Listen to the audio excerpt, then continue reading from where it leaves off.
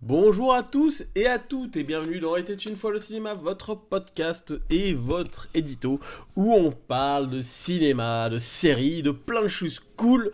Et aujourd'hui, on va parler d'un truc que perso je trouve très très intéressant, qui est un sujet mais de controverse sur internet et autant en France qu'à l'international. C'est ça que je trouve génial.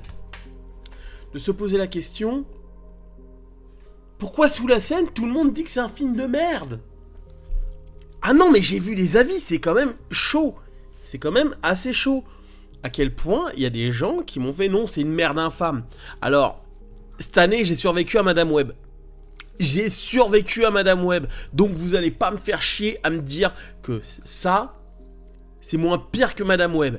Au moins, j'ai rigolé par moments, j'ai passé des bons moments. Il y a clairement des défauts dans le film, mais c'est pas un film médiocre. Madame Web, c'était médiocre. Ça mérite son petit 5, honorable, sans plus. Du coup, on parle de Sous la Seine, réalisé par Xavier Gans, réalisateur français que j'apprécie énormément. Alors, il fait pas tout le temps que des bons films, hein. Il fait des fois quelques fails. J'adore son travail, notamment depuis qu'il est passé du côté de Gang of London, la série du réalisateur de The Raid et de Raid 1 et 2. Qui clairement je trouve qu'il y a une progression extraordinaire dans ce qu'il fait, dans l'idée. J'aime beaucoup sa comédie qu'il avait fait, Budapest, moi qui m'a fait hurler de rire avec un pote, on se l'a refait il y a pas longtemps, on s'est quand même bien marré.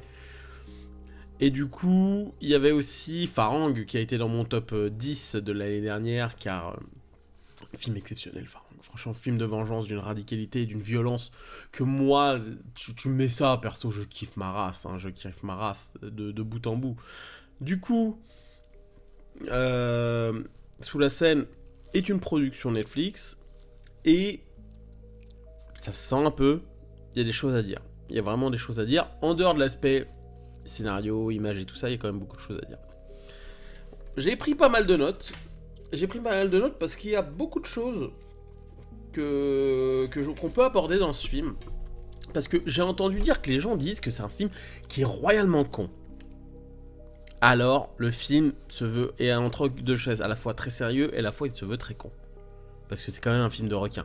Techniquement, il y a que le premier maître étendard, qui est Les Dents de la Mer, qui est pris au sérieux en film de requin. Tous les autres films essayent, tant bien que mal, ça passe du fun, du plutôt fun, comme l'un des derniers qui est sorti avec Tatam, j'ai oublié le nom, qui sont fun, à des grosses merdes comme les Sharknado. On peut avoir tout et rien. Et franchement, Sous la Seine, est clairement pour moi un film honorable dans la lignée des films de requins. Arrêtez de dire que les films de requins c'est des chefs-d'œuvre, il y en a qu'un, et point barre. Les autres sont à la limite juste du fun. Du coup, il y a vraiment un film que je trouve intéressant sur certains points. Mais avant tout, je vais parler de la mise en scène. Vous savez que j'adore parler de mise en scène. Et clairement, le film est un film de télé. Ah non, mais là, c'est clairement le truc où, voilà, j'ai beau sublimer le travail de Xavier Gans et tout ça, je trouve que vraiment le film a une gueule de série télé. Une de série télé à tous les niveaux, c'est-à-dire au niveau de la photo, de l'éclairage, et pourtant, il y a des moments où il est inspiré. Je pense à un moment, je crois que c'était vers la 26e minute, je vois une demi-bonnette. Et clairement, j'ai trouvé l'idée géniale. Un vrai travail visuel. En fait, je compare le film globalement. C'est comme si De Palma avait fait un film télé.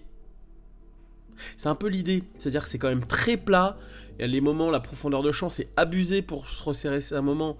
Donc du coup, tu perds quand même pas mal dans l'action par moment, dans l'espace. Mais à un moment, il y a des très beaux plans larges qui essaient de sublimer un petit peu la ville de Paris. Au niveau de l'eau et tout ça, pour justement, vu qu'on est plus bas au niveau de l'eau, et les quais sont plus bas, et du coup, forcément, toute la structure est en haut, il y a quand même cet aspect, justement, de grandiose, un petit peu de Paris. Pas surtout, mais globalement, je trouve que ça marche. Et je me suis amusé, à par moment, en regardant le film, à me le mettre en cinémascope. Alors ça, tu le fais pas depuis Netflix, tu le fais via ton ordinateur, et via d'autres systèmes. Mais du coup, je trouve que le film en cinémascope, Cop est un peu moins dégueu, à croire que tout simplement le film a été pensé aussi un peu pour ça. Je peux me tromper, je peux me leurrer, mais perso, je trouve qu'il y a quand même des bonnes idées de mise en scène à droite à gauche. Les scènes d'action, pour moi, sont un peu dommages parce que les effets spéciaux ne rendent pas hommage au film dans sa globalité. Le film, je trouve, manque cruellement de gore pour un Xavier Gans, surtout avec le film qu'il nous a fait avant. Franchement, ça manque de générosité. Après, est-ce que c'est pas justement lié à Netflix, justement, qui accepte des choses, mais dans une certaine limite? Très puritain, Netflix, très puritain. Et du coup, je trouve que... Et surtout, après, derrière, il y a les acteurs. Perso, il y a à boire et à manger. Nassim, je le trouve exceptionnel dans tout ce qu'il fait. Même dans les dialogues, où c'est un peu... Voilà, je trouve qu'il a une présence. Déjà, dans le film d'avant, il est exceptionnel. Là, je le trouve... Oh, il est beau, en plus, ce con. Oh, il est beau. Oh, t'es beau, mon con. Il est classe, il rend bien, il a une démarche. Moi, j'aime bien. Bejo, c'est un peu plus compliqué. Je trouve que vu que c'est quand même celle qui va t'expliquer le plus de choses, déjà je suis pas spécialement fan de son jeu. Personnellement, déjà dans Coupé, je trouvais que c'était quand même bien ridicule. Mais là, je trouve que en soi les dialogues n'aident pas forcément sur tout, mais je trouve quand même que ça rend pas spécialement bien quand elle parle. J'ai pas l'impression de voir une scientifique, j'ai une personne, une compétente dans son domaine. Mais bon, il faut des financements, donc voilà. Après, je vais pas lui reprocher quelque chose d'avoir tenté autre chose. De tenter quelque chose pour se surpasser, pour justement faire autre chose, varier un peu les plaisirs, et de voir un peu ce qu'elle peut amener. En tout cas, je peux pas lui reprocher ça. Et c'est une belle prise de risque de sa part. C'est quelque chose qu'on peut souligner. Suivant tout le casting. Le casting, je l'ai pas sous les yeux, putain. Donc du coup, il y a plusieurs corps qui vont se donner, qui vont prendre très cher au niveau justement du scénario.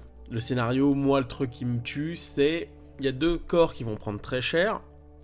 C'est les woke et les woke activistes, pour être plus précis, et les politiques. Et c'est qui justement est au courant de tout et voit les choses? C'est des gens, c'est des scientifiques qui annoncent les choses, et c'est des policiers. Des policiers notamment, on va dire, presque des personnes de classe moyenne globalement. Parce que bon, ils sont pas riches les policiers, faut pas se leurrer, hein, c'est des gens de classe moyenne qui, avec un salaire, avec un SMIC, voire SMIC plus, et quelques primes à droite à gauche. Faut pas se leurrer.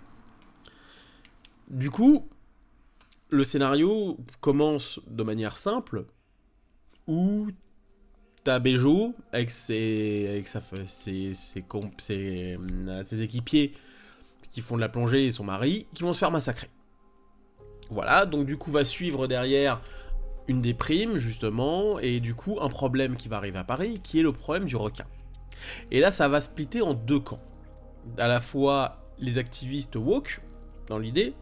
Bah oui, parce que clairement, hein, faut pas se leurrer, un cheveu bleu comme ça, lesbienne, c'est clairement esprit dans l'esprit woke dans tous les dés.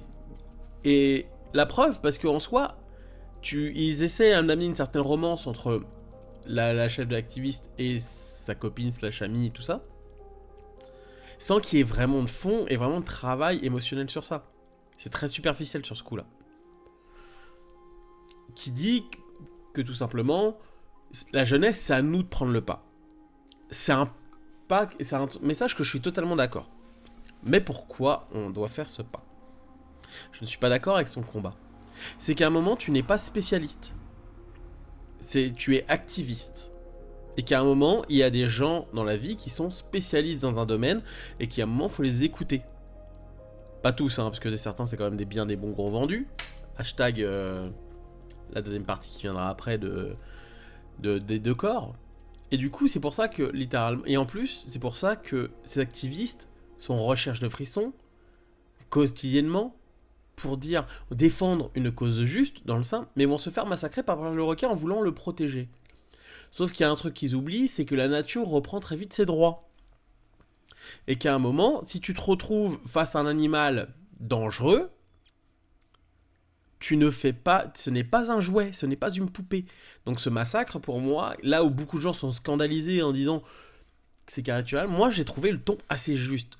L'interaction entre les personnages, je trouve des fois pas très juste, mais dans le ton un petit peu de vouloir critiquer quelque chose. Et j'ai l'impression qu'on n'a plus le droit de critiquer ça. Bien sûr que le message écologiste reste, mais ça passe par qui? Par une spécialiste. Et c'est pour ça que de voir des gens qui se prétendent spécialistes et simplement ne font que parler pour leur intégrité morale, psycho et sociétale, alors qu'en soi, à Paris j'en ai connu plein des gens comme ça qui se défendent de la morale et tout ça, mais qui n'ont rien de juste dans leurs mots, qui ne sortent jamais de Paris, et moi qui ai vécu en banlieue, j'ai vu des choses. J'ai grandi dans une atmosphère qui fait que à Paris, tu n'es pas dans le même corps, tu n'es pas dans la même ambiance, tu n'es pas dans le même trait. Et c'est pour ça que ce niveau de caricatural, pour moi, m'a touché. Parce que je le trouve assez juste sur la représentation, notamment à Paris. Et c'est tout con, mais ce corps est fait par se prendre la réalité dans la gueule. Et certains vont me dire c'est conservateur.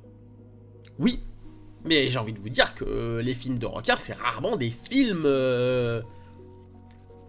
C'est rarement des films progressistes. Hein. Les Dents de la Mer, c'est quand même la nature qui reprend ses droits, c'est quand même... la plupart des trucs, c'est quand même des films conservateurs plus qu'autre chose. Les Dents de la Mer est un film conservateur. C'est même un des films les plus conservateurs du Nouvel Hollywood. Et ça n'empêche pas que c'est un chef-d'œuvre de mise en scène et tout ça. Mais pourtant, il marche.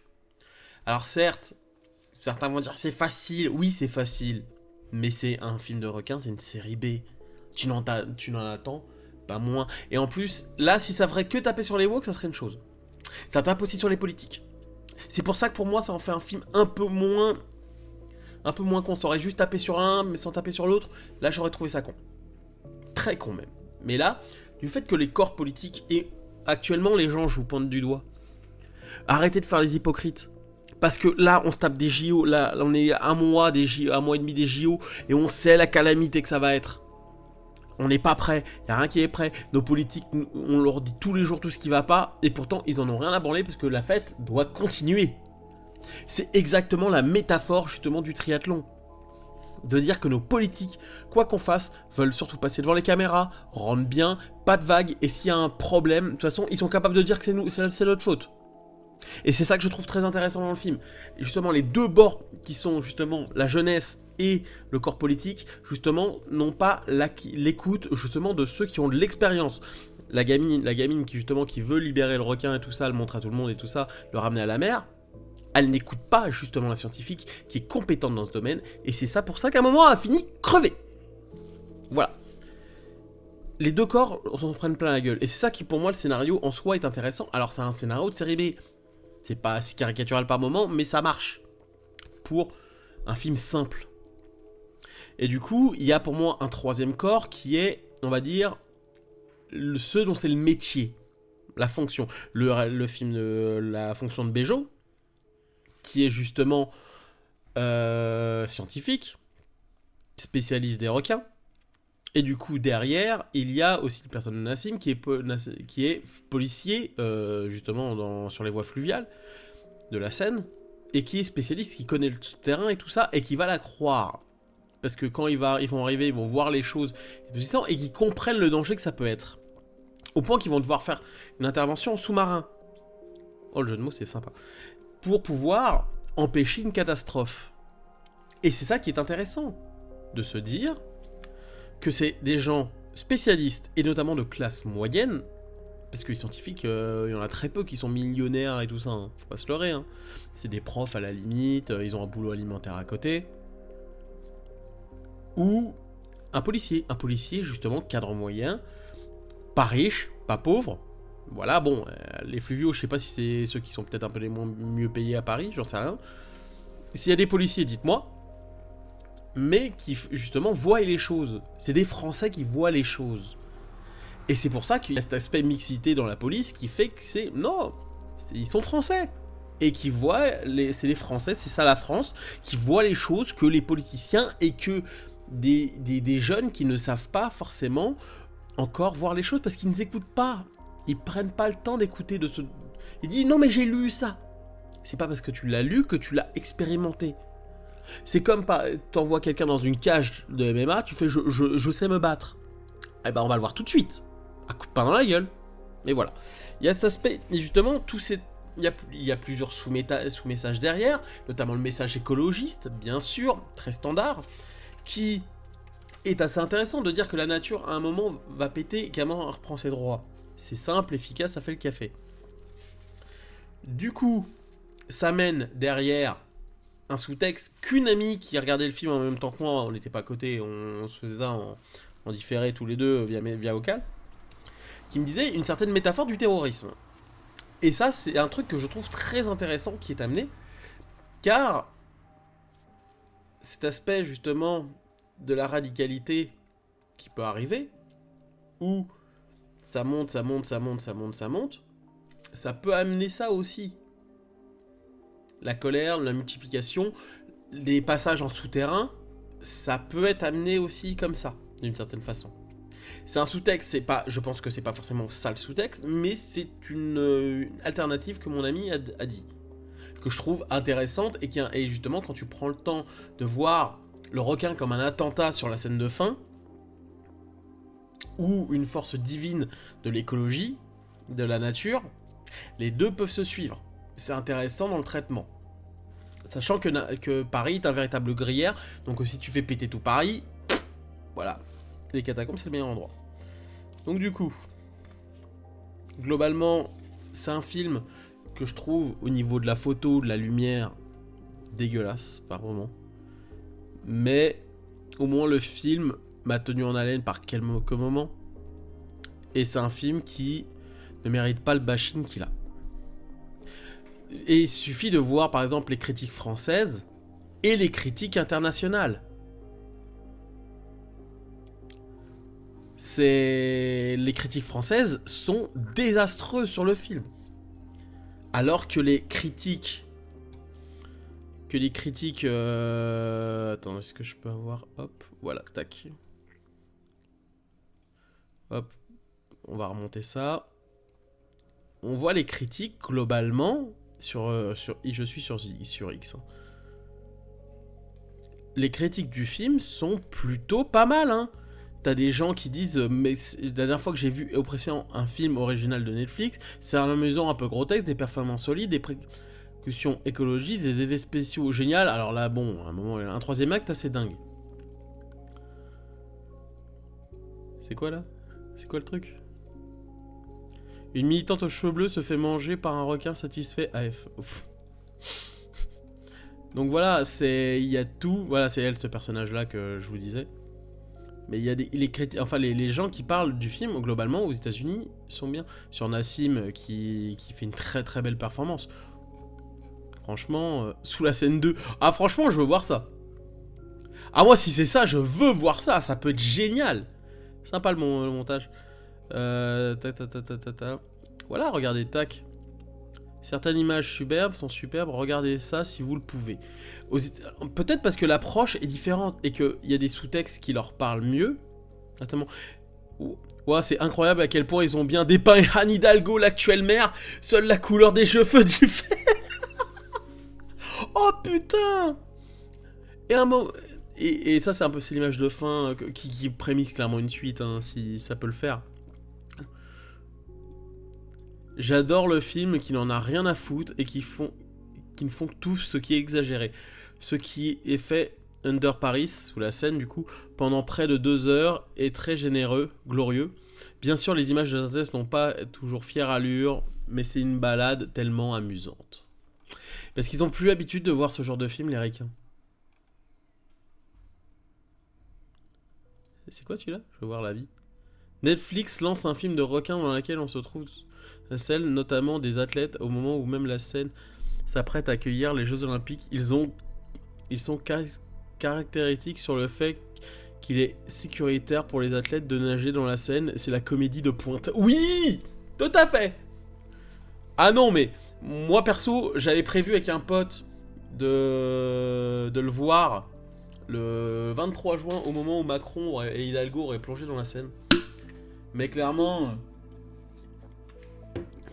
le film est apprécié quand même globalement du côté d'autres pays. Il n'y a qu'en France comme ça. Et c'est pour ça que je fais un comparatif avec les French Frayeurs. Là, c'est ce que vous valez les gens qui critiquent autant comme ça les films à un moment. Vous arrivez au même moment qu'à un moment vous sublimez des films de genre qui n'en sont même pas, des films d'auteur dont on a rajouté un petit peu de genre pour faire genre, mais par contre, les films des French Frayeurs à l'époque, de Bostilo Mori, Pascal Logier, Xavier Gans et tout ça, à un moment je suis sûr vous les aurez défoncés à l'époque. Alors qu'aujourd'hui, c'est des films qu'on a pris globalement apprécis, qui ont le droit à des rééditions, et qu'à un moment, il faut défendre les films comme ça. Car certes, c'est un film qui a plein de défauts, mais je suis le premier à le dire. Mais globalement, c'est un film que je trouve très intéressant sur beaucoup de points. Et au moins qui tente des trucs. Alors, même s'il n'y a pas tout qui est réussi, il tente des trucs. C'est réac, et alors? Ça n'empêche pas qu'on peut aimer des films un peu réac. Carpenter, il y a des films, ils sont réac. Ça m'empêche pas de les aimer. Assaut, c'est un film de droite, où t'es du côté des flics et l'autre côté, c'est les Indiens, dans la métaphore. Ça m'empêche pas de l'aimer. T'as plein de films comme ça qui sont réac, et qu'à un moment, faut arrêter de se leurrer. On peut aimer des films aussi qui sont bien faits. Et ce film, il est pas spécialement bien, c'est surtout fait, mais il y a des bonnes choses à sauver. Donc voilà, je fais partie des rares défenseurs du film. Mais en tout cas, c'est un plaisir de vous en avoir parlé. Si vous n'avez pas aimé le film, dites-moi pourquoi vous n'avez pas aimé le film. Et qu'on en parle entre adultes, de manière sereine et cool. Merci à vous. Je vous dis donc à la prochaine. Portez-vous bien. Petite boisson avant de retourner au sport. Et je vous dis tchuss!